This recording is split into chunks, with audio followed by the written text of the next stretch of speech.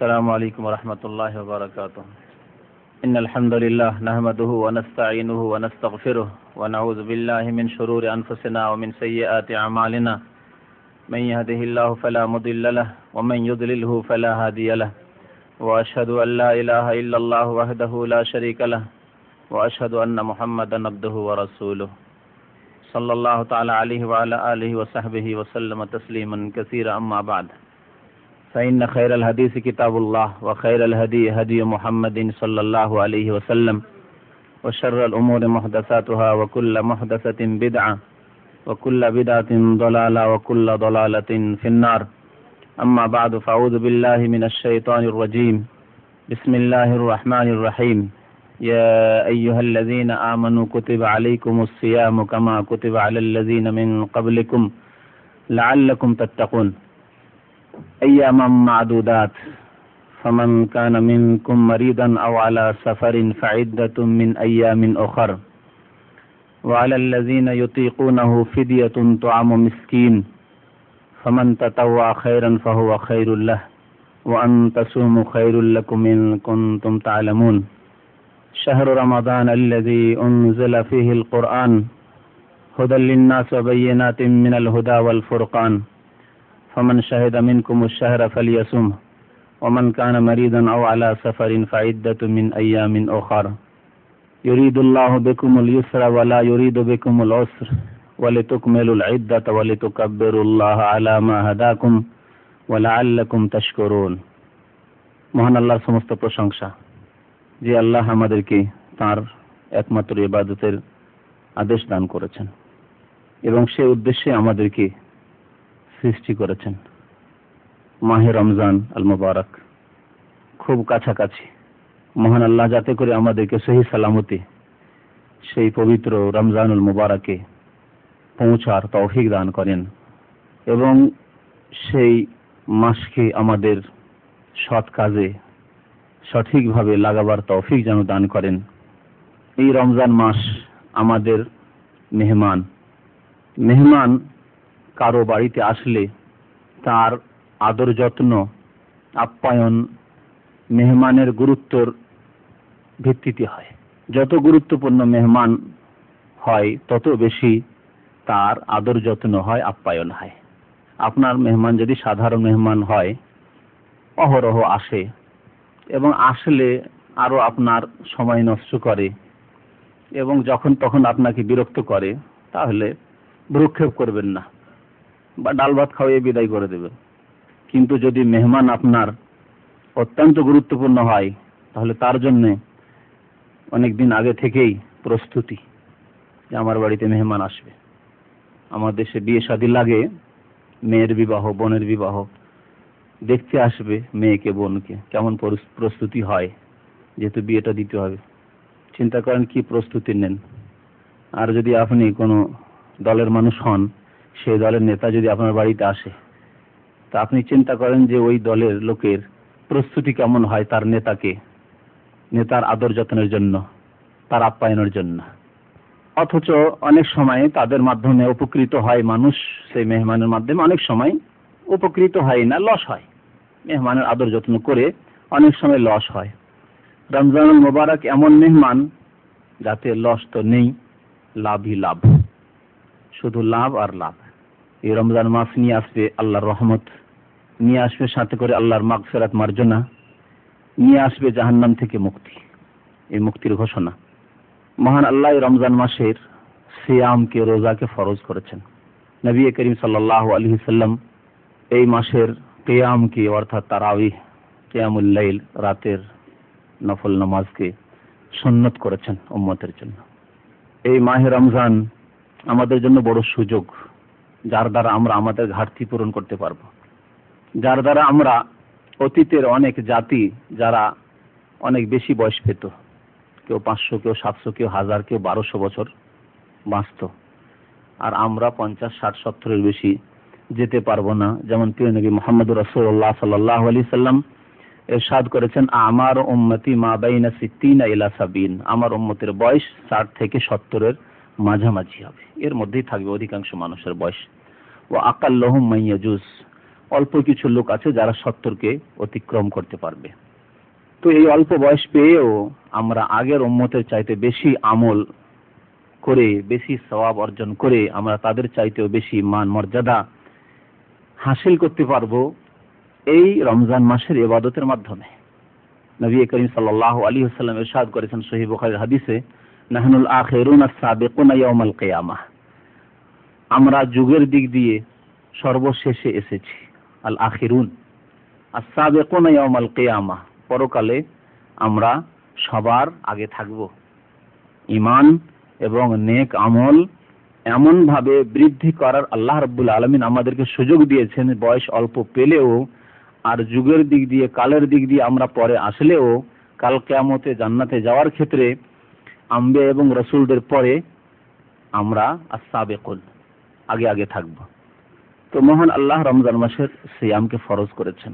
এই সিয়াম সম্পর্কে আজকে কিছু আলোচনা করব কয়েকটি দিক নিয়ে, যেহেতু রমজান মাস কাছে আসছে। আর রমজান মাসে এই সাপ্তাহিক প্রোগ্রামে অনেক ভাইরা তাদের কাজকর্ম থাকার কারণে, ডিউটি থাকার কারণে সেইভাবে অংশ নিতে পারবেন না, সংখ্যা কমে আসবে। তখন হয়তো বিশেষ প্রোগ্রাম রাখবো যেসব ভাইরা উপস্থিত হতে পারবেন তাদের জন্য। তো আল্লাহ রাব্বুল আলামিন সূরা বাকারায় এই সিয়াম বা রমজানের রোজা সম্পর্কে, তার ফরজ হওয়া সম্পর্কে, ফরজিয়াত সম্পর্কে বিস্তারিত আলোচনা করেছেন। সূরা বাকারার আয়াত নম্বর 183 থেকে 187 পর্যন্ত এই রোজা এবং সিয়ামের আলোচনা হয়েছে, রমজান সিয়ামের আলোচনা হয়েছে। রমজান মাসের রোজা 5টি ইসলামের যে স্তম্ভ, 5টি ফরজ তার একটি।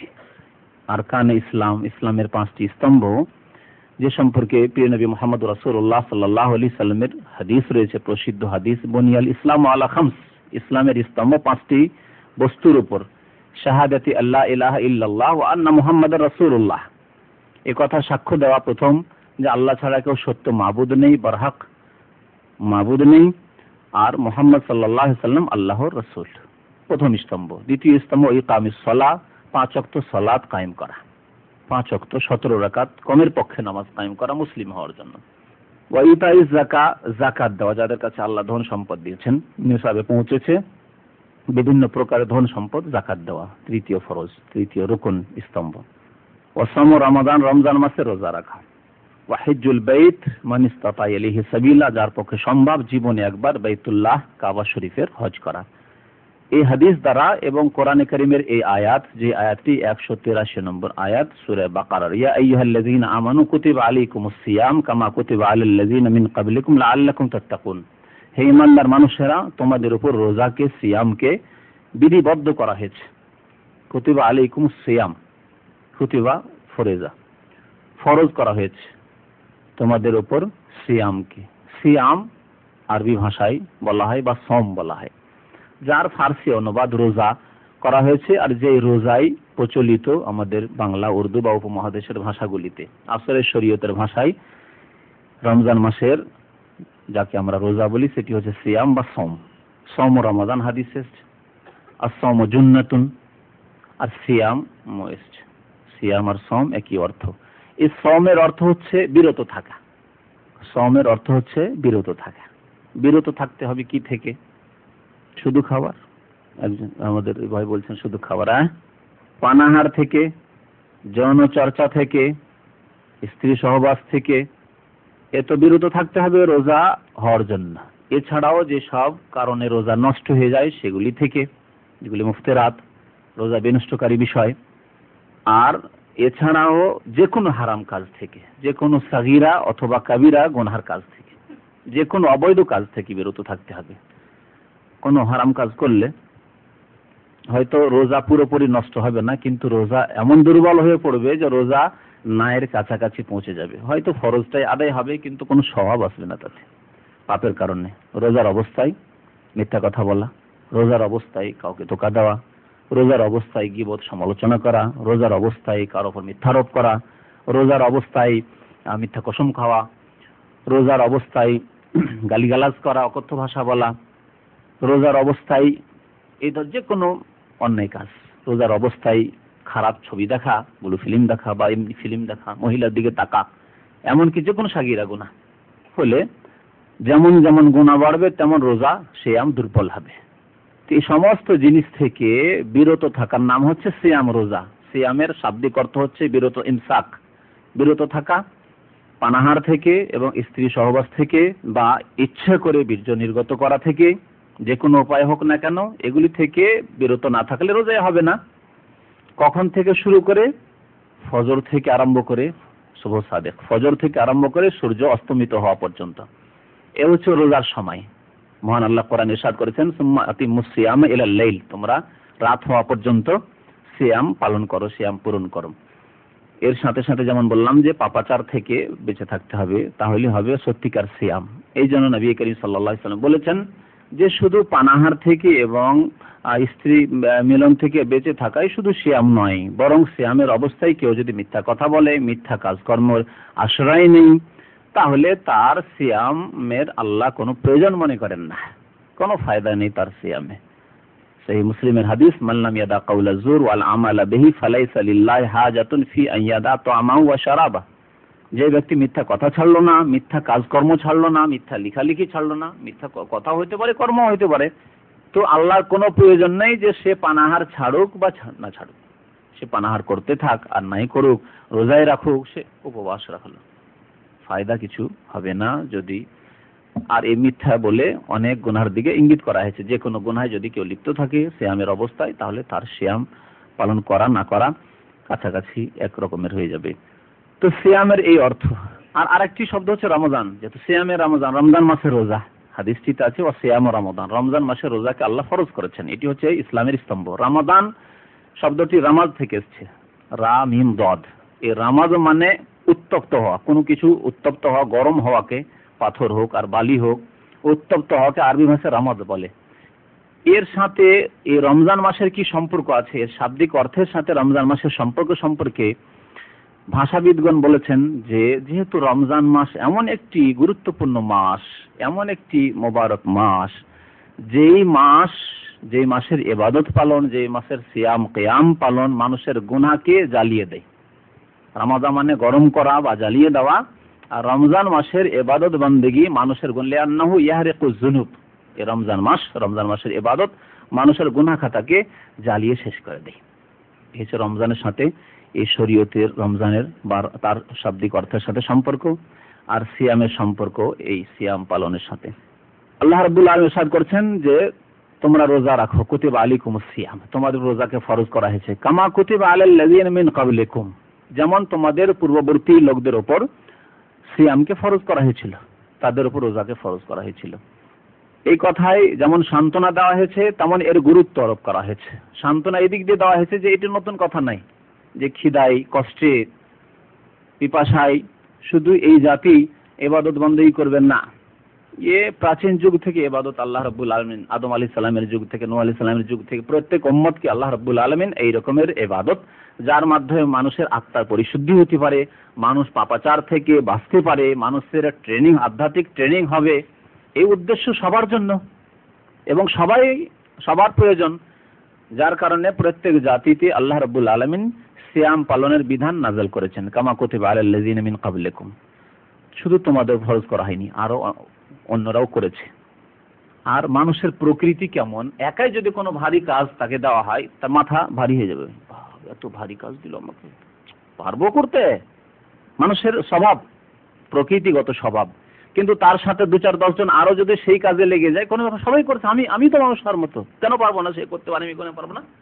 আপনার মালিক যদি একটা ভারী কাজ করতে দেয় আর শুধু আদেশ করে, তো মনটা খারাপ হবে, এত কাজ করে নেই ভারী কাজ, কিন্তু দেখেন মালিকও করে যাচ্ছে আপনার সাথে কাজ, অনেক হালকা হয়ে যাবে কাজটি, অথচ একই কাজ, কিন্তু সাথে কাজ করার কারণে আপনার জন্য কাজটি হালকা মনে হবে। তো আল্লাহ বলছেন যে শুধু তোমরা না, এর আগে অনেক উম্মতি করেছে, কামা কুতিবা আলাল লাযিনা মিন ক্বাবলিকুম। তাহলে মনের দিক থেকে মনটা হালকা হয়ে যাবে, না এ কোনো ব্যাপার না, এই রোজা অনেকে করেছে, সমস্ত জাতির মধ্যেই রোজা ছিল, এই দিক দিয়ে সান্ত্বনা দেওয়া হয়েছে। আর গুরুত্ব আরোপ করা হয়েছে যে রোজা এত গুরুত্বপূর্ণ ইবাদত যে এই ইবাদত আল্লাহ রাব্বুল সবাইকে দান করেছেন, যার মাধ্যমে মানুষ নিজের তাকওয়া অবলম্বন করতে পারে, আল্লাহ ভীরু হতে পারে, পাপমুক্ত জীবন যাপন করার জন্য ট্রেন হতে পারে। তাই আল্লাহ রাব্বুল আলামিন রোজার ফায়দা, উপকারিতা সম্পর্কে বলছেন লাআল্লাকুম তাত্তাকুন, যাতে করে তোমরা সংযত হতে পারো, তোমরা পাপ মুক্ত হতে পারো, অভ্যস্ত করা এই রোজা। হারাম কাজ থেকে আমাদের সবসময় বেঁচে থাকতে হবে। কিন্তু মানুষকে কেমন ভাবে ট্রেনিং করা হচ্ছে এই রোজাতে যে হালাল জায়েজ কাজ আপনার জন্য আমার জন্য, সেই কাজটিও আপনি সিয়ামের অবস্থায় রমজান মাসের দিনে করতে পারবেন না। অভ্যস্ত হন নিজেকে কন্ট্রোল করার জন্য, যে আমি আমার নফসকে, আমার প্রবৃত্তিকে আমার কন্ট্রোল, আমার আয়ত্তে রাখবো, আমার আয়ত্তের বাইরে যেতে দিতে পারবো না। যখন মানুষ নিজেকে নিজের আয়ত্তে রাখতে পারবে তখনই সে মুমিন হতে পারবে। আমার ইচ্ছা হলে করলাম, আল্লাহর আদেশ তাই করব, আল্লাহর আদেশ নাই করব না। এতে কোনো কষ্ট হবে না, যে পাপ থেকে বাঁচার জন্য কোনো কষ্ট হবে না। এর জন্য মন মানসিকতা তৈরি করবে এই সিয়াম, আর এর মাধ্যমে তাকওয়া অর্থাৎ গুনাহ থেকে বাঁচার মন মানসিকতা তৈরি হবে, জাহান্নাম থেকে বাঁচার জন্য শক্তি ক্ষমতা তৈরি হবে মানুষের মধ্যে। তাই আল্লাহ রাব্বুল আলামিন এর উপকারিতা সম্পর্কে একটি কালিমা দিয়ে, একটি শব্দ দিয়ে বলছেন, লাআল্লাকুম তাত্তাকুন, তোমরা পাপ মুক্ত জীবন যাপন করতে পারবে, তাকওয়া অবলম্বন করতে পারবে এই সিয়ামের মাধ্যমে। এই সিয়ামের জন্য প্রথম যে জিনিসটি অত্যন্ত জরুরি সেটি হচ্ছে নিয়ত। আর এই নিয়ত সম্পর্কে আমার দেশে খুব ভুল ধারণা আছে। নিয়তকে বুঝেই না মানুষ, নিয়ত যে কি জিনিস তা বুঝে না, অথচ তাদের উলামায়ে কেরামরা তাদের কিতাবাদিতে লিখেছেন। কিন্তু সমাজে এমন ভাবে ভুল প্রচার হয়ে রয়েছে যে ভুল ভ্রান্তির ওপরেই তারা কায়েম রয়েছে। নিয়ত মানে অন্তরের কাজ। হানাফি মাযহাবের কিতাবাদিতে রয়েছে আর নিয়ত মাহাল্লুহাল কলব, নিয়তের স্থল হলো আল কলব মানে অন্তর। নিয়তের স্থান কোনখান থেকে নিয়ত হবে? আল কলব। এই জন্য নিয়ত করতে হয়, নিয়ত পড়তে হয় না। এই কথা আমি মাঝে মাঝেই বলি আপনাদের। নিয়ত কি করতে হয়? করতে হয়, পড়তে হয় না। যেহেতু অন্তর দিয়ে পড়া হয় না, পড়া হয় জবান দিয়ে। আর নিয়তের সম্পর্ক জবানের সাথে নয়, বরং অন্তরের সাথে। তো নিয়ত করা ফরজ। নবী করিম সাল্লাল্লাহু আলাইহি ওয়াসাল্লাম বলেছেন, ইন্নামাল আমালু বিন্নিয়াহ, মানুষের আমল কর্ম নির্ভর করে নিয়তের উপর। সুতরাং আপনি রোজার নিয়ত না করলে কি করে রোজা হবে? নামাজের নিয়ত না করলে কি করে নামাজ হবে? তো নিয়ত করতে হবে, কিন্তু অন্তর থেকে, জবানের সাথে। জিভ নড়াবেন আর উচ্চারণ করবেন, মনে মনে হোক আর উচ্চ স্বরে হোক না, এর কোনো প্রমাণ নেই। এর সম্পর্কে আরো বাড়তি কিছু শোনাচ্ছি আপনাকে, তাহলে আপনার আরো আস্থা হবে যে আমরা খুব ভ্রান্ত পথে আছি যারা উচ্চারিত নিয়ত করেন।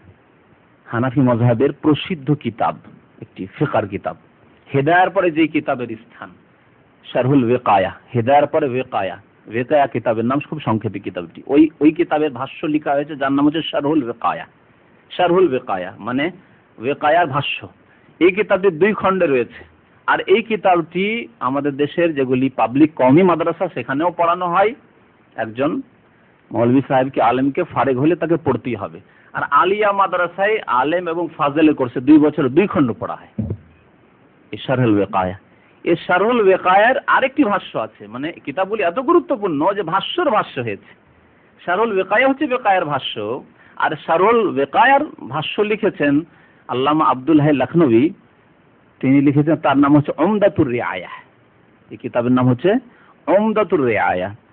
এই কিতাবের 159 পৃষ্ঠায় তিনি লিখছেন, কথাটি তার ভাষায় শুনুন। আল্লামা আব্দুল হাই লখনবী। আর একে আমাদের দেশের কি আলিয়া মাদ্রাসার আলেম ওলামারা, আর কি কওমি মাদ্রাসা, নিজামী মাদ্রাসা মৌলভী মাওলানারা সবাই চেনেন। তিনি বলছেন, আল ইকতিফা বিনিয়াতিল কলব, ক্ষান্ত হইতে হবে অন্তরের নিয়তের উপর। ইকতিফা মানে যথেষ্ট করা, ক্ষান্ত করতে হবে বিনিয়াতিল কলব, অন্তরের নিয়তের সাথে। ওয়া হুয়া মুজজিউন ইত্তিফাকান, আর সর্বসম্মতিক্রমে, ইত্তিফাকান মানে বিল ইত্তিফাক, সর্বসম্মতিক্রমে এটাই যথেষ্ট, যথেষ্ট। ওয়া হুয়া তারিকা আল মাশরুআ আল মাসুরা আন রাসূলিল্লাহ সাল্লাল্লাহু আলাইহি ওয়াসাল্লাম, আর এটি হচ্ছে তরিকা শরীয়ত সম্মত, মাশরুআ শরীয়ত সম্মত। তাহলে এর বিপরীত মানে উচ্চারণ করে নিয়ত করা শরীয়ত বিরোধী। আর শরীয়ত বিরোধীর নাম কি? বিদআত। কে বলছেন? হানাফি মাযহাবের শিরোমণি আল্লামা আব্দুল হাই লখনবী। তো আরো কি বলছেন? আল মাসুরা আন রাসূলিল্লাহ সাল্লাল্লাহু আলাইহি ওয়াসাল্লাম, রাসূলুল্লাহ সাল্লাল্লাহু আলাইহি ওয়াসাল্লাম থেকে বর্ণিত। মাসুরা অন্তর থেকে নিয়ত করায়, রাসূলুল্লাহ সাল্লাল্লাহু আলাইহি ওয়াসাল্লাম থেকে বর্ণিত। আরো শুনুন, ওয়া আসহাবিহি, এবং সাহাবায়ে কেরাম থেকে, আল্লাহ রাসূলের সাথী সঙ্গীদের থেকে বর্ণিত, তারা অন্তর দিয়ে নিয়ত করেছেন, নিয়ত পড়েননি। ফালাম ইউনকাল আন ওয়াহিদিম মিনহুম আত-তাকাল্লুমু বিনাওয়াইতু, সাহাবায়ে কেরাম 1,24,000 অধিক তাদের সংখ্যা ছিল, তাদের একজন ওয়াহিদ, তাদের একজনও নাওয়াইতো বলে উচ্চারণ করেননি। কত স্পষ্ট কথা। এইরকম কথা শাফি মযহাবের কিতাবাদিত রয়েছে, মালিকি হাম্বলি মযহাবের কিতাবাদিত রয়েছে। কিন্তু মালিকি হাম্বলিদের কথা যদি বলতাম শাফিদের, তো আমার হানাফি ভাইরা ভাবতেন যে হয়তো হতে পারে যে আমাদের মযহাবে থাকতে পারে। এজন্য হানাফি মযহাবের কিতাবের রেফারেন্সই একজনের হিদায়াতের জন্য যথেষ্ট, যদিও প্রত্যেক মুসলিমের হিদায়াতের জন্য কোরআন এবং হাদিসই যথেষ্ট। কিন্তু তারপরেও যেহেতু এই মযহাবী গোঁড়ামি খানিকটা রয়েছে, যার ফলে এই কথাটি উল্লেখ করলাম তাদের কিতাব থেকে। উমদাতুর রিয়ায় 159 পৃষ্ঠা। এই রমজান মাসের সিয়াম, হ্যাঁ বলছিলাম নিয়ত সম্পর্কে। নিয়ত করতে হবে। তাহলে ফরজ রোজা যদি হয় তাহলে নিয়ত ফজরের আগে আগেই করতে হবে, ফজর হওয়ার আগেই নিয়ত করতে হবে। নবী করিম সাল্লাল্লাহু আলাইহি সাল্লামের হাদিস রয়েছে, মান লাম ইউজমি সিয়াম ক্বাবলা আল ফজর ফালা সিয়াম লাহ। যে ব্যক্তি ফজরের পূর্বে নিয়ত করলো না তার রোজা হবে না।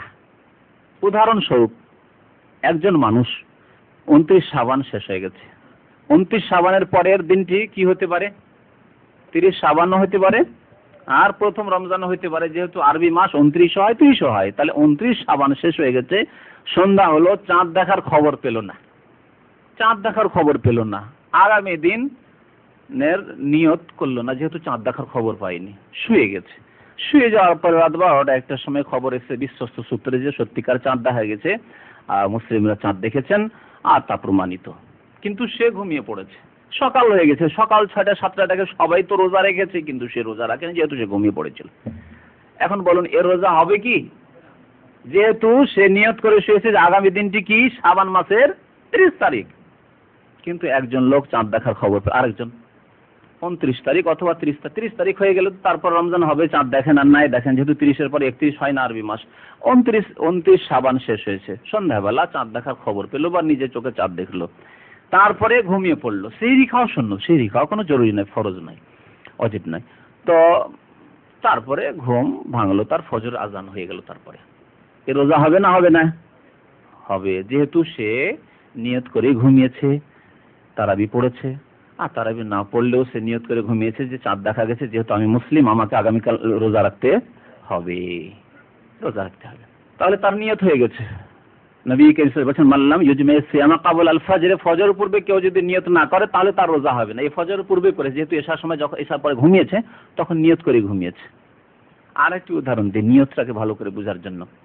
প্রথম রমজানে নয়, দ্বিতীয়, তৃতীয়, চতুর্থ রমজানে আপনি এশার পর শুয়ে গেছেন, জাগতে পারেননি, সেহরি খাননি, তারপর সেদিন রোজা হবে না হবে না? আপনার হবে, যেহেতু আপনি জানছেন যে আমি মুসলমান আর রমজান মাস চলছে, চতুর্থ বা পঞ্চম রমজান বা রমজানের এত তারিখ, রোজা আছেই, তো নিয়ত আপনার অন্তরে আছে, সেই নিয়তই যথেষ্ট। প্রতিদিন নিয়তের নবায়ন করতে হবে না, অন্তরেই হোক অথবা মুখে উচ্চারণ, তবে প্রতিদিন যদি কেউ নবায়ন করে অন্তরে ভালো কথা, কিন্তু নিয়ত আছেই তার অন্তরে, নিয়ত আছে, এই জন্যই তারাবি পড়েছে সে, আর নিয়ত আছে, সে জানে যে রমজান মাস আমি মুসলমান, এই নিয়তই যথেষ্ট। বাকি উচ্চারণ করে নিয়ত করা, তাহলে কি বুঝতে পারলেন? বিদআত। এখন বাকি থাকলো শুধু নফল রোজার ক্ষেত্রে। ফরজ রমজান মাসে রোজা ছাড়া অন্য মাসে রোজা রাখার ক্ষেত্রে নফল বা সুন্নত রোজা, সুন্নত রোজা যেমন মুহররমের রোজা, আরাফার রোজা, আর আপনার শাওয়াল মাসের এই 6 রোজা, বা সোমবার বৃহস্পতিবার রোজা, মাসে 3টি রোজা। তো এই নফল বা সুন্নত রোজাগুলির ক্ষেত্রে ফজরের পূর্বে নিয়ত করা শর্ত নয়, শর্ত নয় যে রাত্রে নিয়ত করতে হবে, যেহেতু নফল রোজা রাখতেও পারেন, কালকে নাও রাখতে পারেন। শাওয়াল মাসের রোজা আপনি ইচ্ছা করলে কালকে রাখতে পারেন, শাওয়াল মাসে যে কোনো দিনও রাখতে পারেন, বা মুহররমের আশুরা রোজা রাখতেও পারেন, নাও রাখতে পারেন। তাহলে এই ক্ষেত্রে যদি রাত্রে নিয়ত নাও করা হয়, দিনেও করেন, পানাহারের পূর্বে, কিন্তু পানাহারের পূর্বে সকাল 7টা 8টা 9টায় ঘুম ভাঙছে, ফজর পরে ঘুমিয়ে গেছেন, কিছু লোকে যেমন এখানে অভ্যাস ঘুমাবার, তারপরে সকাল 9টায় উঠছেন, খালি পেটে রয়েছেন না, ফজর পরে কিছুই খাননি, পানাহার করেননি, ইচ্ছা করলেন আজকে রোজা রেখেই নি, রোজা রাখা যাবে না যাবে না? ফরজ রোজা, রমজানের রোজা চলবে না, কিন্তু নফল বা সুন্নত রোজা, রমজান ছাড়া অন্য কোন রোজা চলবে। এই ক্ষেত্রে দলিল হচ্ছে নবী করিম সাল্লাল্লাহু আলাইহি সাল্লামের আমল। তিনি মাঝে মাঝে সকালবেলা আজওয়াজে মুতাহারাত উম্মাহাতুল মুমিনিন নবী সাল্লাল্লাহু আলাইহি ওয়াসাল্লামের বিবিদের বাড়িতে একটা চক্কর দিতেন, প্রত্যেকের বাড়িতে যেতেন, একটু সাক্ষাৎ করতেন, কথাবার্তা বলতেন, আবার তার বাড়ি থেকে আরেকজনের বাড়ি যেতেন, আরেকজনের বাড়ি থেকে আরেকজনের বাড়ি যেতেন। জিজ্ঞেস করবেন তাদেরকে যে হাল ইনদাকুম মিন তুআম, তোমাদের বাড়িতে কিছু খাবার আছে? যদি কিছু না থাকলো তারা বলতেন না, মা ইনদানা সেই, কিছু নেই। দেখলেন যে কারো বাড়িতে খাবার নেই, তো এমনিতেই অনাহারে থাকতে হবে। তো বিনা ইবাদতে, ইবাদতবিহীন অনাহারে থেকে লাভ কি? নবী সাল্লাল্লাহু আলাইহি ওয়াসাল্লাম বলতে ইযান আনা সাইমুন, তাহলে আজকে রোজা রেখে নিলাম, তাহলে আজকে রোজা রেখে নিলাম সকালে দিন হওয়ার পরে। স্পষ্ট দলিল যে নফল রোজা বা সুন্নত রোজার জন্য দিনে পানাহার না করে থাকলে দিনে যে কোনো সময় রোজা নিয়ত করা যেতে পারে। তার পূর্বে যদি জি এইরকম কোনো জরুরি নাই, যদি পানাহার না হয়, সাধারণত জোহরের আগে পানাহার হয়ে যায় এই জন্য বলা যেতে পারে, কিন্তু যদি পানাহার কেউ না করে থাকে তাহলে তার রোজার নিয়ত দিনের যে কোনো অংশে হতে পারে। এই ছিল নিয়ত সম্পর্কে কিছু আলোচনা। সুতরাং নিয়ত উচ্চারণ করে করবেন না, যে স্বভাব রয়েছে আমাদের দেশের মানুষরা পড়ে নামাইতো আসুমা গাদান লাকা মিন শাহরি রমাদান। নামাইতো আন আসুমা গাদানের অর্থটি বলি আপনাদেরকে। আমি নিয়ত করছি, নয়তো মানে আমি নিয়ত করছি, আন আসুমা গাদান, যে আগামী কালকে রোজা রাখবো। গাদান মানে বুকরা, গাদান মানে টুমরো, আগামী কালকে রোজা রাখবো। এই কথাটি চিন্তা করেন, রোজা আগামী কালকে রাখবেন না আজকের? কে বলতে পারেন কে আগামী কালকে রোজা রাখবেন, কে আজকে রোজা রাখবেন বলেন? সবাই আজকের। তাহলে আপনাদের নিয়তেই তো শিখানো আছে আগামী কালকের। কেমন কথা হইল? নিয়ত ভুল না আপনারা ভুল বলছেন? হ্যাঁ, আগামী কালকে রোজা রাখবো, অথচ তারাবি পড়লেন কোন দিনের জন্য? এই দিনের জন্য। তারাবি কি জন্য পড়লেন? আগামীর জন্য নয় যে তারাবি এক রাতে আর রোজা আর এক দিনে, না এইরকম নয় আসলে। তাহলে আরবি মাস আরম্ভ হয় কোনখান থেকে? সন্ধ্যা থেকে। চাঁদ দেখলে আরবি মাস আরম্ভ হয়। চাঁদ দেখে যখন আরবি মাস আরম্ভ হলো তখন আপনি তারাবি পড়লেন। কি বলবেন কোন দিনের তারাবি? মনে করেন প্রথম রমজান শুরু হচ্ছে, প্রথম রমজানের তারাবি, তাহলে প্রথম রমজান শুরু হয়ে গেছে, প্রথম রমজান শুরু হয়ে গেছে। আর ভোর রাত্রে আপনি সেহরি খাচ্ছেন, রাত 2, 3, 4টায় আপনি সেহরি খাচ্ছেন। কোন দিনের সেহরি? প্রথম দিনের সেহরি। রোজা কোন দিনের? প্রথম দিনের। তো সবই তো প্রথম। তাহলে ভোর, দুইটি কারণে রোজা হয় না। একটি কারণ হচ্ছে যে মুসলিম শরীফের হাদিস, সেই মুসলিমের হাদিস আছে যে মান আমিলা আমালান লাইসা আলাইহি আমরুনা ফাহুয়া রাদ্দুন। যারা এমন কাজ করে যেটি আমার তরিকা নয়, আমার সুন্নত, আমার আদর্শ নয়, লাইসা আলাইহি আমরুনা, সেই তরিকা সেই আদর্শটি আমার নয়, ফাহুয়া রাদ্দুন, তা প্রত্যাখ্যাত, গ্রহণ করা হয় না আল্লাহর দরবারে। তাহলে যেই ব্যক্তি উচ্চারণ করে নাওয়াইতা নাসুমা গাদান বলে রোজা আরম্ভ করলো, উচ্চারিত নিয়ত দিয়েছে, নবী সাল্লাল্লাহু আলাইহি ওয়াসাল্লামের তরিকায় রোজা রাখলো না, তাহলে ফাহুয়া রাদ্দুন, রিজেক্টেড, কবুল হয় না। একটি দলিল কবুল না হওয়ার বিদআতপন্থীদের রোজা। আল্লাহ মাফ করতে পারেন যারা না জেনে করছে, কিন্তু জেনে শুনে যাদের কাছে কানে আওয়াজ পৌঁছে দেওয়া গেল যে উচ্চারিত নিয়ত বিদআত, তারপরেও যদি করে তাহলে তার উপর হুজ্জত কায়েম হয়ে গেছে, তার ওজর শেষ করে দেওয়া হয়েছে, তার অজ্ঞতার ওজর আর নেই। আল্লাহকে বলতে পারবে যে আল্লাহ আমি জানতাম না? তো বলতে পারবে? পারবে না। কিন্তু যে ব্যক্তি জানেন, একটা সাধারণ মানুষ হতে পারে, আল্লাহ কবুল করতে পারেন, সেটা আল্লাহর ইচ্ছাধীন। কিন্তু হাদিসের আলোকে নবীর তরিকা ছাড়া অন্য কোনো তরিকা যে কোনো ইবাদত করলে তা কবুল হয় না, ফাহুয়া রাদ্দুল, একটি দলিল। আর দ্বিতীয় দলিল, প্রত্যেক দিন আগামীকালকের জন্য নিয়ত করে, তাহলে আজকের তো নিয়তই হইল না। আর জানলেন যে বিনা নিয়তে রোজা হয় না, বা যে কোনো আমল কবুল হয় বিনা নিয়তে, যে কোনো আমল কবুল। ইন্নামাল আমালু বিন্নিয়াত, আমল নির্ভর করে নিয়তের উপর। আগামী কালকেরই নিয়ত করতে থাকলো, আবার আগামী দিন যখন এলো তখন আবার আগামী কালকে নিয়ত করতে থাকলো, তাহলে আজকের রোজার কোনোদিনই তারা নিয়ত করলো না। এই দুইটি কারণে এদের রোজা হয় না। বুঝতে পারলেন তো? সেজন্য এই ভুল করবেন না, এই উচ্চারিত নিয়ত করবেন না। এই সিয়াম যে রোজা এমন চমৎকার ইবাদত, যাতে না রিয়া আছে, লোককে দেখানো ইবাদত, না লোককে শোনানো ইবাদত। যদিও কোনো মানুষ ইচ্ছা করে যে আমি লোককে দেখাবো, শোনাবো, তাহলে তার ব্যাপার, কিন্তু আসলে এমন ইবাদত যে এই ইবাদত শুধু আল্লাহর জন্য খাস। এই জন্য একটি হাদিসে কুদসিতে রয়েছে, সেই বুখারী মুসলিমে এই হাদিস রয়েছে, প্রসিদ্ধ হাদিস। প্রিয় নবী মুহাম্মদুর রাসূলুল্লাহ সাল্লাল্লাহু আলাইহি ওয়াসাল্লাম ইরশাদ করেছেন, কুল্লু আমালি ইবনে আদম ইউদাফুল হাসানাতু বিআশরাতি আমসালিহা ইলা 700 যায়ফিন ইল্লা সিয়াম ফাইন্নাহু লি ওয়া আনা আজজি বিহি। আদম সন্তানের প্রত্যেক আমল তার সওয়াব দেওয়া হয় 10 গুণ। একটি কাজ করলে, একটি নেকি করলে বিআশরাতি আমসালিহা 10 গুণ করা হয়, 10 নেকি। ইলা 700 যায়ফিন 10 থেকে নিয়ে 700 পর্যন্ত ইখলাস এবং আল্লাহ সন্তুষ্টির উদ্দেশ্যে যত যে খুলুসিয়াতের সাথে, আন্তরিকতার সাথে, নিষ্ঠার সাথে করবে, তত বেশি আল্লাহ সওয়াব বাড়াবেন, 700 পর্যন্ত। তবে নামাজ পড়ে, নামাজ পড়ে বা যে কোনো হজ করেন, আর কোনো আমল করেন, দান খেরাত করেন, 700 পর্যন্ত আল্লাহ নেকি বাড়াবেন। ইল্লা সিয়াম, তবে সিয়াম হচ্ছে এর ব্যতিক্রম। ফাইন্নাহু লি, কারণ সিয়াম আমার জন্য রাখা হয়।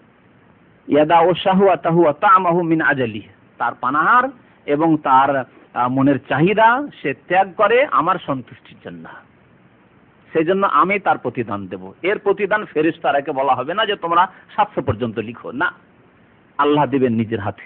আল্লাহ নিজের হাতে দেবেন। আল্লাহ রাব্বুল আলামিনের রহমত প্রশস্ত, রাহমাতি ওয়াসিআত কুল্লা শাই, আল্লাহ কোরআন ইরশাদ করেছেন। এর কোনো সংখ্যা কোরআন হাদিসে আসেনি কত পরিমাণ আল্লাহ দেবেন। ফাইন্নাহু লি ওয়া আনা আজিজু বিহি, আমার জন্য রাখা হয়, সুতরাং আমি তার প্রতিদান দেব। রোজার ফজিলত যেমন জানতে পারলেন এই হাদিসে কুদসিতে, কাল আল্লাহ, আল্লাহ বলছেন ফাইন্নাহু লি ওয়া আনা আজিজু বিহি। এর সাথে সাথে জানতে পারলেন যে এই রোজা রাখা হয় একমাত্র আল্লাহর জন্য। কেমন ভাবে? মানুষ যদি নামাজ পড়ে তাহলে নামাজ সম্পর্কে জানতে পারবে যে লোকটি নামাজি। আশেপাশের লোকেরা, বাড়ির লোকেরা, গ্রামের লোকেরা, পাড়ার মহল্লার লোকেরা, যারা মসজিদ মুসল্লি, জানতে পারবে যে লোকটি নামাজি। নামাজি না বেনামাজি লোকের ওপর স্পষ্ট হয়ে যাবে। এইরকমই জাকাত দিলে লোকজনে জানতে পারবে, যতই গোপনে দেন যাকে দিবেন কমপক্ষে সে জানতে পারবে, ঠিক না? হজ করলে, ওমরা করলে লোকজনে দেখবে, জানতে পারবে। যে কোনো আমল করেন দুনিয়ার, মানুষে জানতে পারবে। রোজার ক্ষেত্রে যদি আপনার সেহরি খাওয়ার সময় আপনার পরিবারের 2-4 জন জানতে পারে, ঠিক না?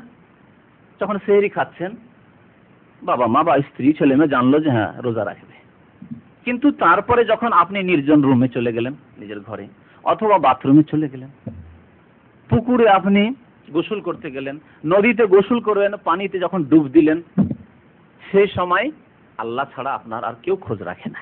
আপনি ঘরের মধ্যে কি করছেন? ঘরের মধ্যে আপনি যৌনচর্চাও করতে পারেন, ঘরের মধ্যে আপনি পানাহারও করে নিতে পারেন, পানির তলায় ডুব দিয়ে আপনি পানি পান করে নিতে পারেন, হ্যাঁ, বাথরুমে গিয়ে আপনি পানি খেয়ে নিতে পারেন, রোজা নষ্ট করে দিতে পারেন আপনি। কিন্তু না, সাধারণত যে ব্যক্তি রোজা রাখে এইভাবে নষ্ট করে না, রোজা নষ্ট করেন না। তাই আল্লাহ রাব্বুল আলামিন রোজা সম্পর্কে বলছেন ইল্লা সিয়াম ফাইন্নাহু লি, রোজা আমার জন্য রাখা হয়, ওয়া আনা আজজি বিহি, এর প্রতিদান আমি দেব। নবী করিম সাল্লাল্লাহু আলাইহি ওয়াসাল্লামের এই হাদিসটি বড় হাদিস, যেহেতু এতে আরো ফজিলতের কয়েকটি দিক রয়েছে, হাদিসটি কমপ্লিট করি।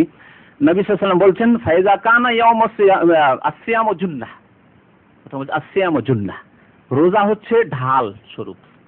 ঢাল, ঢাল বুঝেন তো, যোদ্ধারা যে নিজের প্রতিরক্ষার জন্য আর করে কেউ আঘাত করতে আসলে ঢাল, রোজা ঢাল স্বরূপ। ইয়াস্তাজান্নু বিহি মিনান নার, এই দিয়ে জাহান্নামের আগুন থেকে সে বাঁচার চেষ্টা করে। রোজা তাহলে সিয়াম পালন করলে, রোজা পালন করলে জাহান্নামের আগুন থেকে বাঁচতে পারবে, পাপ থেকে বাঁচতে পারবে, আর পাপ থেকে বাঁচলে জাহান্নাম থেকে বাঁচতে পারবে।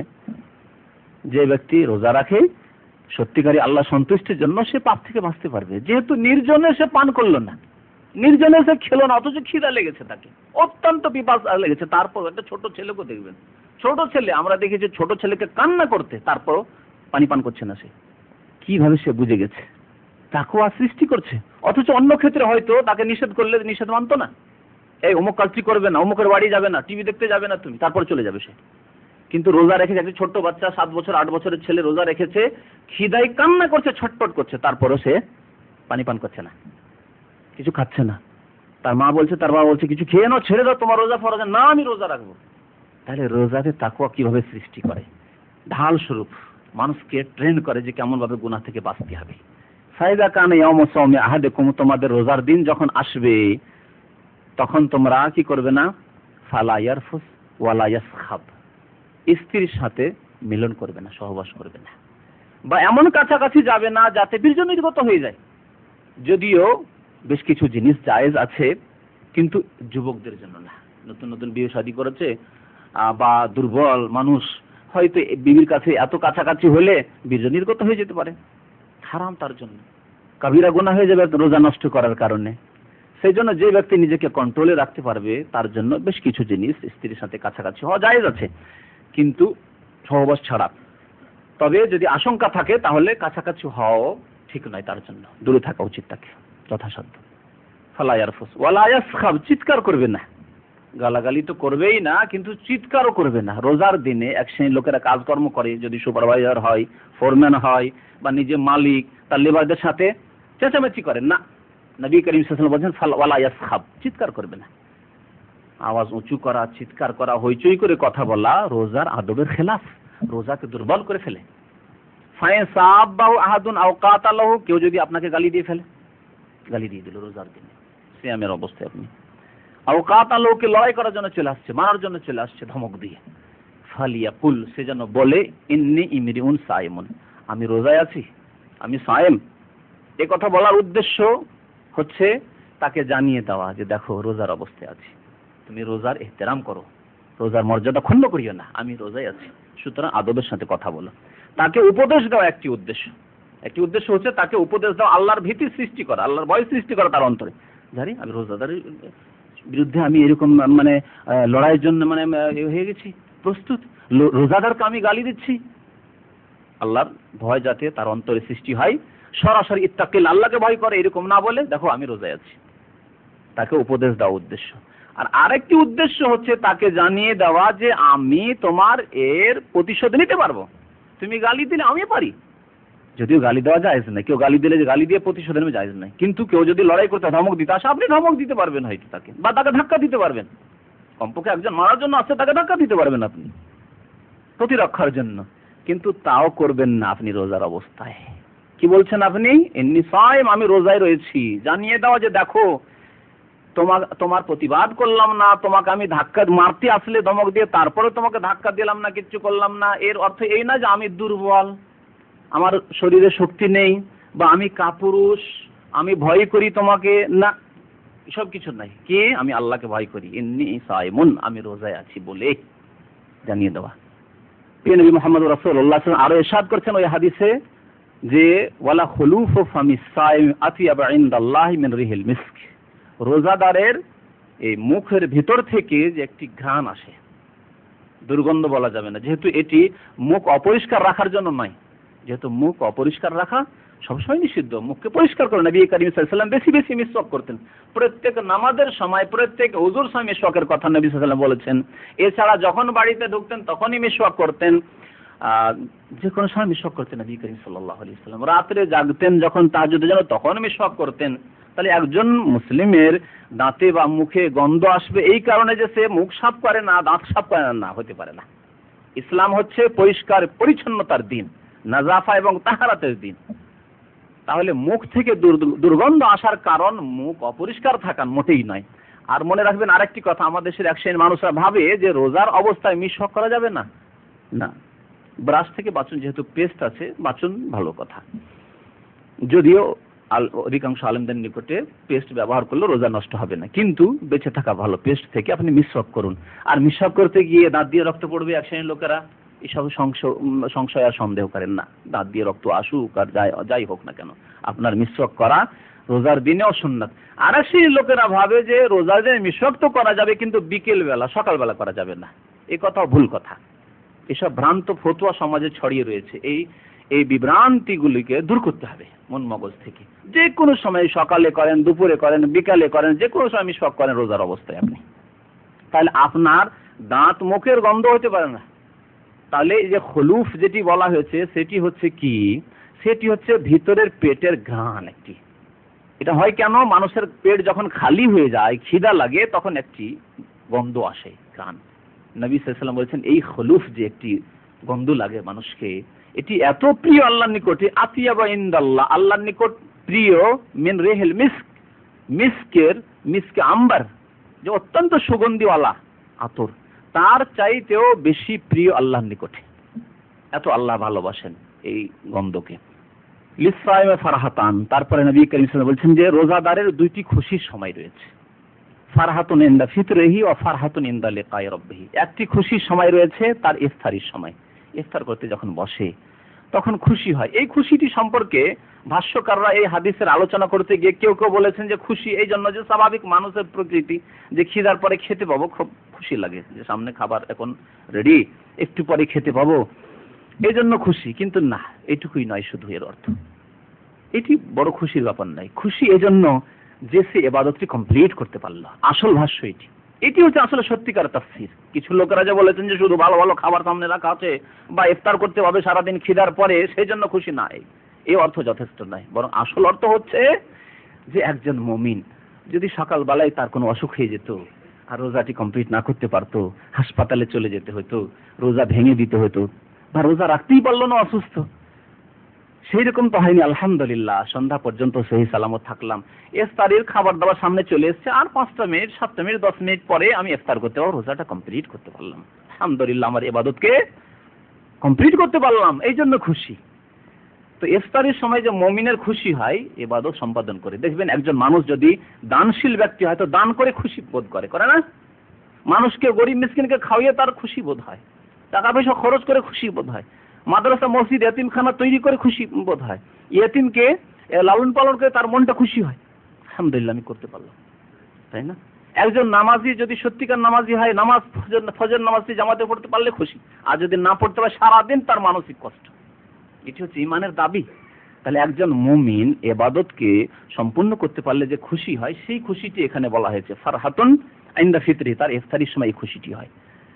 ও ফারহাতুন ইনদা লিকাই রাব্বি, দ্বিতীয় খুশি হবে যখন তার পালনকর্তা আল্লাহ রাব্বুল আলামিনের সাথে সে সাক্ষাৎ করবে, আর আল্লাহ তাকে অশেষ প্রতিদান দেবেন, তাকে নিজে থেকে দেবেন, এই হিসাব কেউ জানে না, তখন সে খুশি হবে। যখন স্পেশাল ভিআইপি গেট, জানেন তো আপনারা যে রোজাদারদের জন্য একটি ভিআইপি গেট রয়েছে, যার নাম হচ্ছে রাইয়ান। ভিআইপি গেট যেমন যে কোনো গুরুত্বপূর্ণ জায়গায় একটা গেট থাকে যেটা দিয়ে সবাই ঢুকে না, এয়ারপোর্টে সাধারণ গেট ছাড়া একটি ভিআইপি গেট আছে, ভিআইপি লোকগুলো। তো জান্নাতে একটি ভিআইপি গেট আছে, সেটি হচ্ছে যারা বেশি বেশি রোজা রাখে। শুধু রমজান মাসের রোজা না, তার মানে এই নয় যে যারা রমজান মাসের রোজা রাখে না তারাও জান্নাতে যাবে কিন্তু অন্য গেট দিয়ে, না। রমজান মাসের রোজা তো প্রত্যেক মুসলিমকে রাখতে হবে। এছাড়াও যারা সুন্নত নফল রোজা বেশি বেশি রাখে তাদের জন্য ওই রাইয়ান গেট। ওমান কানা মিন আহলি সিয়ামে দুয়া মিন বাবির রাইয়ান, নবী করিম সাল্লাল্লাহু আলাইহি ওয়াসাল্লাম বলছেন যে ব্যক্তি বেশি বেশি সিয়াম পালনকারী হবে, অর্থাৎ সুন্নত রোজা রাখে, নফল রোজা রাখে, মাসে 3টি করে রোজা রাখে, সোমবার বৃহস্পতিও রোজা রাখার চেষ্টা করে, এভাবে বেশি বেশি যে ব্যক্তি রোজা রাখে ফরজ ছাড়া নফল, তাকে রাইয়ান গেট দিয়ে ডাকা হবে, আহ্বান দুয়া মিন বাবির রাইয়ান। এই রাইয়ান হচ্ছে জান্নাতীদের যারা ভিআইপি তাদের গেট, বেশি বেশি যারা রোজা পালনকারী তাদেরকে আল্লাহ রাব্বুল আলামিন ডাকবেন। তো আল্লাহর নিকট খুশি হবে যখন এইসব নিয়ামত পাবে আল্লাহ রাব্বুল আলামিনের নিকটে। রমজান মাসের কয়েকটি বৈশিষ্ট্য সহিহ বুখারী এবং মুসলিমের হাদিসে রয়েছে, সেই বৈশিষ্ট্যগুলি দিয়ে হয়তো শেষ করব। আর আলোচনা অনেক রয়েছে রমজান মাস সম্পর্কে, কিন্তু সময় শেষ হতে যাচ্ছে। রমজান মাসের বৈশিষ্ট্য অনেক রয়েছে, তার মধ্যে একটি বৈশিষ্ট্য হচ্ছে এই মাসে মহান আল্লাহ আল কোরআনুল করিম নাযিল করেছেন। এই আয়াত আমি পাঠ করেছি সূরা বাকারার, শাহরু রমাদান আল্লাযী উনজিলা ফীহিল কোরআন। রমজান এমন একটি মাস যেই মাসে আল্লাহ আল কোরআন নাযিল করেছেন, কোরআনে করিম নাযিল করেছেন। তাহলে কোরআনে করিম নাযিল হওয়ার মাস এই মাস। আমরা যে অনেক বার্ষিকী পালন করি, অনেকে মন গড়া বার্ষিকী পালন করি, ইসলামে মন গড়া বার্ষিকী নেই, যে জন্মবার্ষিকী, নবীর জন্মবার্ষিকী, ঈদে মিলাদুন নবী, ছেলের জন্মবার্ষিকী, তারপরে ম্যারেজ ডে, স্ত্রী বা নিজের বা কোনো মেয়ের কোনো ছেলের, এগুলি মন গড়া, এগুলো বিদাতি তরিকা, ইহুদি নাসারাদের তরিকা। কিন্তু আল্লাহ রাব্বুল কোরআনে এক বার্ষিকীর কথা বলেছেন, শাহরু রমাদান, রমজান এমন এক মাস যেই মাসে আল কোরআন আল্লাহ নাযিল করেছেন। সুতরাং এই মাসে আল্লাহ একটি সুন্দর ইবাদত ফরজ করেছেন, তার নাম হচ্ছে রমজান মাসের সিয়াম, রোজা। এই বিষয়টিকে চিন্তা করুন যে আল্লাহ যদি আল কোরআন নাযিল না করতেন তাহলে কোথায় থাকতাম আমরা, আপনার অবস্থান কোথায় হতো? 33 কোটি দেবতার পূজারীদের দেশে আমরা বসবাস করি, যারা প্রত্যেক জিনিস যেটিকে ভালো মনে হয় তারই পূজা করে, করে না? পাহাড় থেকে শুরু করে এঁদুর পর্যন্ত পূজা করে না, করে না? সাপের পূজা করে, করে না? লিঙ্গের পূজা করে, করে না? কি স্ত্রীলিঙ্গ কি পুরুষলিঙ্গ সবের পূজা হয়, হয় না?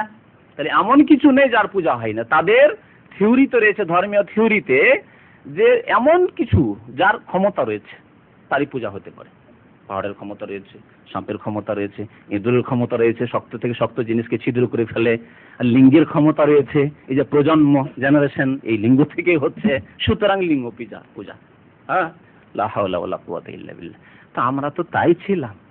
বাদ দেন সেই দিকটা, মক্কার চিত্র দেখেন। মক্কায় কি ছিল? যেখানে কাবা শরীফের চারিদিকে গিয়ে তওয়াফের স্থান, যেখানে আজ লক্ষ লক্ষ লোক এসে সারা পৃথিবী থেকে তওয়াফ করছে, সেই জায়গাটির অবস্থা কি ছিল বলুন দেখি? 360টি মূর্তি এই তওয়াফের জায়গাতে ছিল। 360টি মূর্তি ছিল এখানে। মক্কা বিজয় 8ম হিজরি পর্যন্ত এই অবস্থা ছিল। আল্লাহ রাব্বুল আলামিন যদি আল কোরআন নাযিল না করতেন, নবী আসতো না, নবী আসতেন না, কোরআন নাযিল হতো না, তাহলে মক্কার যদি অবস্থা এই ছিল 1400 বছর আগে, আজকে কোথায় পৌঁছিত তারা উন্নতি করে? ঘরে ঘরে আরো যে কত পূজা হতো, আর এই মক্কাকে কত বড় মন্দিরে যে পরিণত করা হতো, আর কত পুতুল সেখানে স্থান পেত আল্লাহই ভালো জানেন। আরো আল্লাহর নিয়ামতের কথা চিন্তা করেন, সুদূর বাংলাদেশে, সুদূর ইন্দোনেশিয়া, সুদূর মালয়েশিয়াতে আল্লাহ রাব্বুল আলামিন যদি খাস রহমত না হয়েছে, তাহলে সেখানকার মেজরিটি মুসলিম। এটি কি তাদের কোনো মেহনত পরিশ্রমের ফল, না আল্লাহর দান, আল্লাহর ইহসান?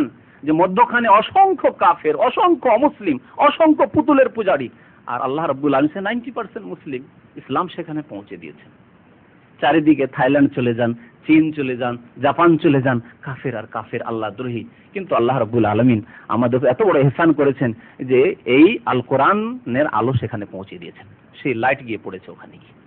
শাহরু রমাদান আল্লাযী উনজিলা ফীহিল কোরআন। তো কোরআন নাযিল হওয়া আল্লাহ রাব্বুল আলামিনের সবচেয়ে বড় নিয়ামত। যেহেতু মুসলিমের জন্য, একজন মানুষের জন্য সবচেয়ে বড় নিয়ামত হচ্ছে হিদায়াত, সঠিক পথ পেয়ে যাওয়া। সঠিক পথ না পেলে মানুষ হয়ে লাভ ছিল না, এর চাইতে কুকুর শিরগাল হওয়া ভালো ছিল, যে আল্লাহ মাটি করে দিতেন। সূরা নাবার শেষ আয়াত কি রয়েছে? ইয়া লাইতানি কুনতু তুরাবা। কাফের সেদিন কি বলবে? ইয়াকুলুল কাফিরু ইয়া লাইতানি কুনতু তুরাবা। সেদিন যখন দেখবে যে কুকুর শিরগাল মাটি হয়ে গেল, বকরি ছাগল মাটি হয়ে গেল, ওট মাটি হয়ে গেল, গরু মাটি হয়ে গেল, সব জীবজন্তুকে আল্লাহ রাব্বুল জীবিত করবেন, কিন্তু তারপরে তাদের প্রতিশোধ হবে আপোষে। হাদিসে আছে যে কোনো যদি শিংওয়ালা ছাগলে বিনা শিংওয়ালা ছাগলকে মেরে থাকে, তা আল্লাহ কিসাস নেবেন কাল কিয়ামতে, প্রতিশোধ হবে। তারপরে আল্লাহর ঘোষণা হবে যে যত জীবজন্তু আছো কুনি তোরাবা, তোমরা মাটিতে মিশে যাও, মাটি হয়ে যাও। সেই সময় কাফের, ইয়াকুলুল কাফের, কাফের যখন জাহান্নামের আদেশ দেখবে, পরওয়ানা জাহান্নামের চলে এসছে, বাম হাতে পিছন দিক থেকে আমলনামা চলে এসছে, কি বলবে? ইয়াকুলুল কাফের, কাফের বলবে ইয়া লাইতানি, হায় আফসোস, বড় পরিতাপের বিষয়, আক্ষেপের বিষয়, কুনতু তুরাবা, যদি মাটি হয়ে যেতাম আজকে আমি, তাহলে শান্তি পেয়ে যেতাম। তাহলে মানুষ হওয়া এমন কোন নিয়ামত নয়, বরং মানুষকে আল্লাহ যদি আল্লাহকে না চিনতে পারে, কি বলেছেন? উলাইকা কাল আনআম বাল হুম আদাল, চতুষ্পদ জন্তু চাইতে নিকৃষ্ট। মানুষ হওয়ার কোনো মূল্য নেই। মূল্য আছে কিসের? হিদায়াতের, সিরাতে মুস্তাকিম পেয়ে যাওয়া, সহজ সরল পথের উপর কায়েম থাকা, এবং এর উপর মরণ, এর উপর জীবন এবং এর উপর মরণ হওয়া, এর হচ্ছে মূল্য আসলে। এর পরিণাম হচ্ছে জান্নাত। তো সবচেয়ে বড় নিয়ামত কি বললাম? আল্লাহ রাব্বুল আলামিন যে কোরআন নাযিল করে আমাদেরকে হিদায়াত করেছেন এই রমজান মাসে। রমজান মাসের বৈশিষ্ট্য, রমজান মাসের আরেক বৈশিষ্ট্য হচ্ছে যে রমজান মাসে জান্নাতের দরজাগুলিকে খুলে দেওয়া হয়। আল্লাহর রহমত যে এই রমজান মাসে বিশেষভাবে হয়ে থাকে, তার একটি লক্ষণ স্বরূপ হচ্ছে নবী করিম সাল্লাল্লাহু আলাইহি সাল্লামের এই ইরশাদ, ইযা দাখালা রমাদান, যখন রমজান মাস আসে তখন ফুত্তিহাত আবওয়াবুল জান্নাহ, জান্নাতের দরজাগুলিকে খুলে দেওয়া হয়। আরেকটি বৈশিষ্ট্য হচ্ছে ওয়া গুল্লিকাত আবওয়াবুন নিরান, জাহান্নামের দরজাগুলিকে বন্ধ করে দেওয়া হয়।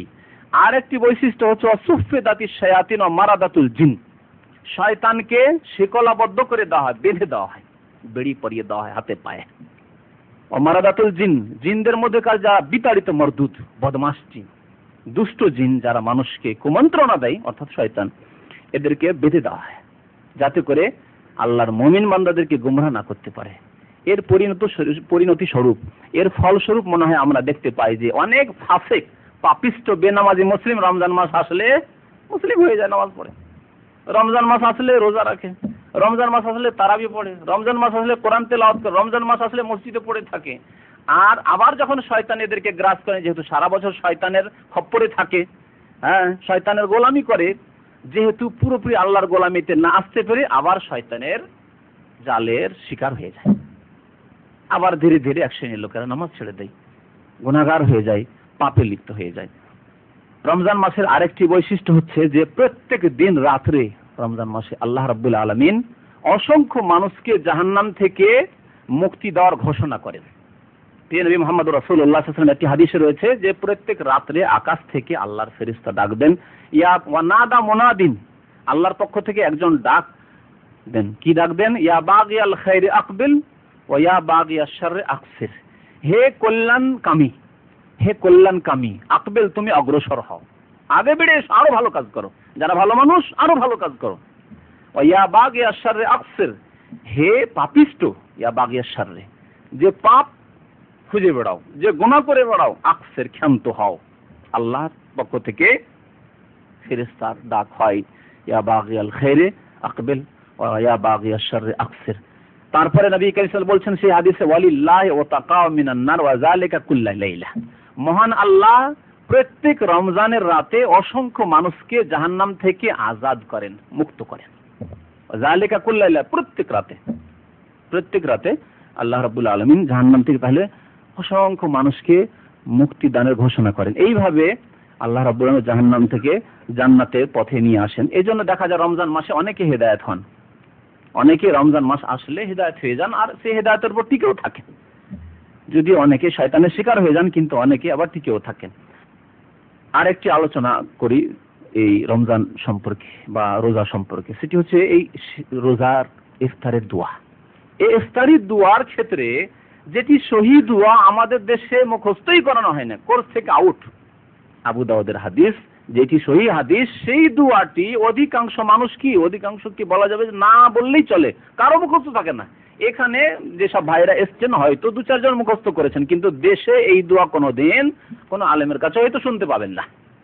অথচ আবু দাউদের হাদিস সহি যেই দোয়াটি, আমার দেশের এটি হচ্ছে মানে ধর্মের মানে অবস্থা, যে সহিটি পাবেন না, জালটি পাবেন বা জয়ীফটি পাবেন, দুর্বল জিনিস পাবেন, সঠিক জিনিস পাবেন না। আপনি যেহেতু এমন খিচড়ি পাকা হয়ে ইসলামটি পৌঁছেছে, যার ফলে আসলটাই খুঁজে পাওয়া যাচ্ছে না, নকল নিয়ে টানাটানি। সহি দোয়া কি তাহলে ইফতারের? নবী করিম সাল্লাল্লাহু আলাইহি ওয়াসাল্লাম যে দোয়া শিখিয়েছেন এবং পড়তেন, কি দোয়াকে বলতে পারেন? যাহাবা জামাউ ওয়াবতাল্লাতিল উরুকু ওয়া সাবাতাল আজরু ইনশাআল্লাহ। যাহাবা জামাউ, পিপাসা দূরীভূত হলো, ওয়াবতাল্লাতিল উরুকু, রগ রেশাগুলি শরীরের শিরা উপশিরাগুলি ভিজে গেল, ওয়া সাবাতাল আজরু, নেকি পেয়ে গেলাম ইনশাআল্লাহ, আল্লাহ যদি চান তাহলে, সাবাতাল আজরু ইনশাআল্লাহ। সহি দোয়া। বাকি আরেকটি যে দোয়া রয়েছে, সেই দোয়াটি যাক একটু জয়ীফ, কিন্তু অনেক মুহাদ্দিসিনগণ বলেছেন বিভিন্ন সনদ থেকে, সে সূত্র থেকে, সেই জন্য পড়া চলতে পারে। ঠিক আছে, পড়ুন, কিন্তু সেই দোয়াটি তো এমন ভেজাল ঢুকিয়েছে যার এই ভেজালের কোনো অস্তিত্ব নেই কোরআন হাদিসে। সেই দোয়াটি হচ্ছে এইরকম, আসল দোয়াটি তার, আল্লাহুম্মা লাকা সুমতু ওয়া আলা রিজকিকা আফতারতু, এটি হচ্ছে হাদিসের দোয়া। এই দোয়াটিও পড়তে পারেন, আল্লাহুম্মা লাকা সুমতু, হে আল্লাহ তোমার জন্য আমি রোজা রেখেছি, ওয়া আলা রিজকিকা আফতারতু, এবং তোমার রিজিক দিয়েই আমি ইফতার করছি। কিন্তু এই দোয়াতে সন্তুষ্ট হয়নি বিদআতপন্থীরা। তারা কি করেছে জানেন? তারা আসলে কাজে কর্মে একথাই বিশ্বাসী নয় যে আল্লাহ দিনকে কমপ্লিট করেছেন। অথচ সূরা মায়েদার আয়াত আল্লাহ কি বলছেন? আল-ইয়াউমা আকমালতু লাকুম দীনাকুম, তোমাদের দিনকে আমি কমপ্লিট করেছি, পরিপূর্ণ করেছি। ওয়া আতমামতু আলাইকুম নিয়ামতি, আমার নিয়ামতকে পূর্ণতা দান করেছি। ওয়া রাদিতু লাকুমুল ইসলাম দীনা, তোমাদের জন্য ইসলামকে তোমাদের জীবন বিধান স্বরূপ আমি মনোনীত করেছি। এরা দোয়াতেও বলে যে হে আল্লাহ তুমি ইফতারির দোয়াটি তো কমপ্লিট করো, মুখে না বলে যদি কাজে কর্মে বলে, সেটি বলা নয় কি? মুখে হয়তো ইসলামের বিরুদ্ধে বলছে না, কিন্তু কাজে কর্মে সমস্ত কাজ ইসলাম বিরোধী করছে, কি বলবেন? মুনাফিক নয়? যদি কেউ মুসলিম হয়ে ইসলামের বিরুদ্ধে কাজ করে আর মুখে বলছে না, যেহেতু ভয় করে মেজরিটি মুসলিমদের তাদের মন মানসিকতায় আঘাত করবে, সুতরাং আমাদের দেশে অনেক মুনাফিকরা এরকম আছে, কিন্তু ইসলামের বিরুদ্ধে কাজ করছে, কি সে মুনাফিক নয়? বড় মুনাফিক যে ইসলামের বিরুদ্ধে কাজ করছে। তাহলে এরা বড় বিদাতি, যারা আল্লাহকে বা আল্লাহ রসুলকে ইনডাইরেক্ট বলছে যে ইয়া রাসূলুল্লাহ আপনি তো দিন কোথায় কমপ্লিট তো না, ইফতারির দোয়াই তো কমপ্লিট নয়। সুতরাং কি বাড়িয়ে দিল শুনুন, তাদের দোয়া আল্লাহুম্মা লাকা সুমতু, তারপরে দুইটি সেন্টেন্স বাড়তি, ওয়াবিকা আমানতু ওয়া আলাইকা তাওয়াক্কালতু ওয়া আলা রিজকিকা আফতারতু, মধ্যখানে ঢুকিয়েছে যাতে বের না করা যায়। শেষ দিকে থাকলে তো কেউ বের করে দিত হয়তো, মধ্যখানে ঢুকিয়েছে বড় চালাকি করে। আর বড় বড় কিতাবে রয়েছে, ছোটখাটো চটি কিতাবে নয়, ফাজাইলে আমল, তবলিগে নিসাবের মতো এইরকম 500, 700, 1000, 1200 পৃষ্ঠার কিতাবে আছে ইফতার কি মশহুর দুয়া ইয়ে হ্যায়।